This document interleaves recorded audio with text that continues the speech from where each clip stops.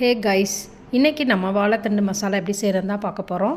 So வாழைத்தண்டில் வந்து நிறைய நார் இருக்குதுன்னு சொல்லுவாங்க. அதை ரிமூவ் பண்ணுறதுக்கு கட் பண்ணிவிட்டு அதை ஒரு கத்தியோ இல்லை ஒரு சினுக்கிரிக்கி குச்சியோ வச்சு சுற்றுவாங்க. அதில் ஃபுல்லும் சுற்றி நம்மளுக்கு நாராக வரும். அதை எடுத்து கீழே போடுவாங்க. பட் அப்படி செய்கிறத விட இப்படி செய்கிறது எனக்கு ரொம்ப ஈஸியாக இருந்தது. அதனால தான் உங்களுக்கு எப்படி கட் பண்ணுறது அப்படிங்கிறத காமிச்சிருக்கேன். இந்த மாதிரி ரவுண்டாக ஸ்லைஸாக கட் பண்ணிவிட்டு அதுக்கப்புறம் அதை வந்து குறுக்க கட் பண்ணோம் அப்படின்னா அந்த ஸ்லைஸ்லேயே நம்மளுக்கு அந்த நார் இழுத்துட்டு வரும். அதை நம்ம கையிலே ரிமூவ் பண்ணி போட்டுடலாம். ஸோ இந்த மாதிரி நீங்கள் கட் பண்ணிக்கோங்க. கட் பண்ண உடனே இந்த வாழைத்தண்டை எடுத்து நம்ம தண்ணிக்குள்ளே போட்டு வச்சிடணும். அந்த தண்ணியில் மோர் கலந்து வச்சுக்கிட்டாலும் சரி, அப்படி மோர் இல்லை அப்படின்னா நம்ம கொஞ்சம் மஞ்சத்தூள் இருந்ததுன்னா அந்த தண்ணியில் போட்டு வச்சுட்டு அதில் நம்ம அந்த கட் பண்ண வாழைத்தண்டு எல்லா பீசஸ் எல்லாத்தையுமே போட்டு வச்சுக்கலாம். சைட் பை சைடாக ஒரு குக்கரில் கொஞ்சம் பாசிப்பருப்பு கடலைப்பருப்பும் சேர்த்து வேக வைங்க. இப்போதைக்கு நீங்கள் குக்கரை வந்து லிட்டு க்ளோஸ் பண்ண வேண்டாம், ஓப்பன் பேன்லேயே வெந்துட்டுருக்கட்டும். கட் பண்ணி முடித்தோடனே அந்த வாழைத்தண்டு எல்லாத்தையும் எடுத்து அந்த பருப்போடையும் சேர்த்து போட்டுருங்க. கொஞ்சம் உப்பு தூவிக்கோங்க. இப்போ நீங்கள் லிட்டை க்ளோஸ் பண்ணிவிட்டு ஒரு 3 விசில் வச்சுருங்க. அதுக்கிடையில் ஒரு மிக்சி ஜாரில் கொஞ்சம் சீரகம், 2-3 பூண்டு, ஒரு 3 பச்சை மிளகா, கொஞ்சம் தேங்காய் சில்லு எல்லாத்தையும் போட்டு நல்லா நைஸாக கிரைண்ட் பண்ணி வச்சுக்கோங்க. இது இல்லை நைஸாக கிரைண்ட் பண்ண வேண்டாம், கோர்ஸாக கிரைண்ட் பண்ணால் ஓகே அப்படின்னு நினச்சாலும் அப்படி நம்ம கோர்ஸாகவும் கிரைண்ட் பண்ணி வச்சுக்கலாம். எப்படி போட்டாலுமே நம்மளுக்கு நல்லா வரும் டேஸ்ட்டு. ஸோ இந்த மாதிரி நீங்கள் போட்டு நல்லா கிரைண்ட் பண்ணி வச்சுக்கோங்க சைடில். ஆக்சுவலி எங்கள் அம்மாலாம் அந்த தேங்காய் சேர்த்து அரைக்கிறதுக்கு வந்து தேங்காய் திருவி போட்டால் தான் நல்லாயிருக்கும் அப்படின்னு சொல்லுவாங்க. பட் இப்போ யார் அதெல்லாம் துருவிட்டு இருக்கிறது, நம்ம நைஃப்லேயே வந்து குட்டி குட்டி பீஸாக நறுக்கி போட்டு அரைச்சிடுறது. ஸோ இது ஒரு பக்கம் இருக்கட்டும். அதுக்கப்புறம் நீங்கள் என்ன பண்ணணும்னா கொஞ்சம் சின்ன வெங்காயம் எடுத்து நல்லா பொடியாக நறுக்கி வச்சுக்கோங்க. 2 தக்காளி பழத்தை எடுத்து அதையும் கட் பண்ணி வச்சுக்கோங்க.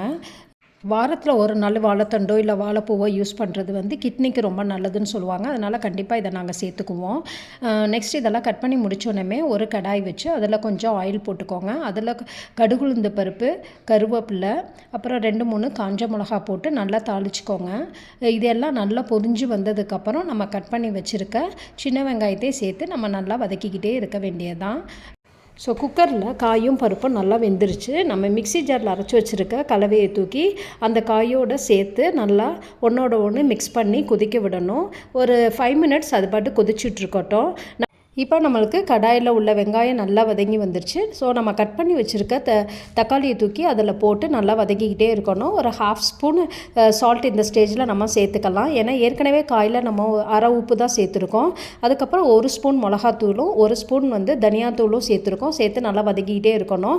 நான் எண்ணெய் கம்மியாக சேர்த்ததுனால கொஞ்சம் அடிப்பிடிக்கிற மாதிரி இருந்தது. அதனால் கொஞ்சோண்டு தண்ணி சேர்த்துக்கிட்டு அதை வந்து நல்லா கொதிக்க விட்டுருக்கேன். பச்சை வாசம் போகிற வரைக்கும் கொதிக்கணும். ஒரு 4-5 பூண்டு எடுத்து தட்டி அதோட சேர்த்து நல்லா கொதிக்க விட்டுட்டேன். இப்போ நம்மளுக்கு அந்த காயும் பருப்பும் சேர்ந்து கொதிச்சு ரெடி ஆயிடுச்சு. அதை தூக்கி நம்ம இதோட சேர்த்துடணும். சேர்த்து இப்போ எல்லாத்தையும் நல்லா ஒன்றோட ஒன்று மிக்ஸ் பண்ணி ஒரு 5 to 7 மினிட்ஸ் நம்ம ஃபுல்லாக கொதிக்க விட்டுறணும்.